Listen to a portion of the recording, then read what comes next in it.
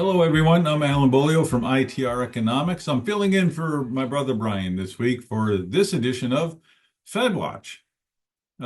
Interesting things going on in the news, but it doesn't have a lot to do with FedWatch.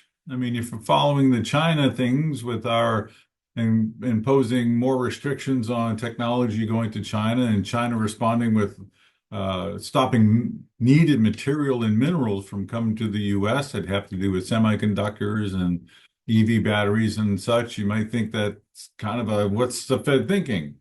They're not thinking anything about that. That has to do with the future.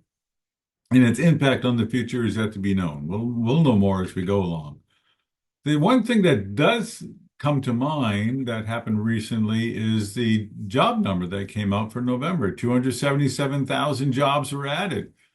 And a couple of the headlines say it was a surprise number, strong number, etc. I thought you'd just like to kind of have it in context.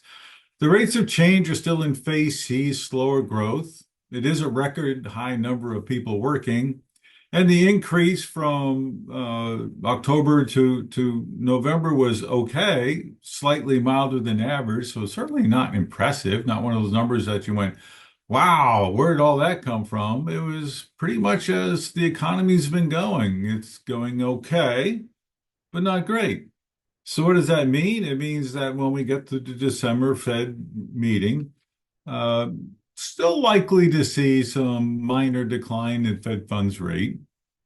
I'll go with the consensus on that one. I think there's enough sluggishness. Retail sales are enough not impressive, although they're not bad. I mean, I think they'll see a little more nudging, but it won't be enough to really change the world. It's not going to be enough to all of a sudden cause mortgage rates to go down. And the things that Brian talked about on November 22nd, the last Fed Watch, if you want to rewatch that one, he covered that completely. It's just one of those things where it'll move a little, it'll get a round of applause, and then life will go on. So I would encourage you to take it in stride and say to yourself, I still need to get ready for my future in 2025 based upon my leading indicators, my rates of change, and my relationship to the economy at large.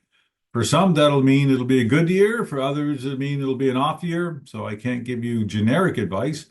I can just tell you that what happens in December with the Fed is not likely to impact your 2025.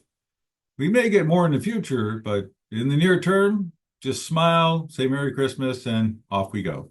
Thank you very much. This is Alan saying goodbye, and thank you for joining me on FedWatch.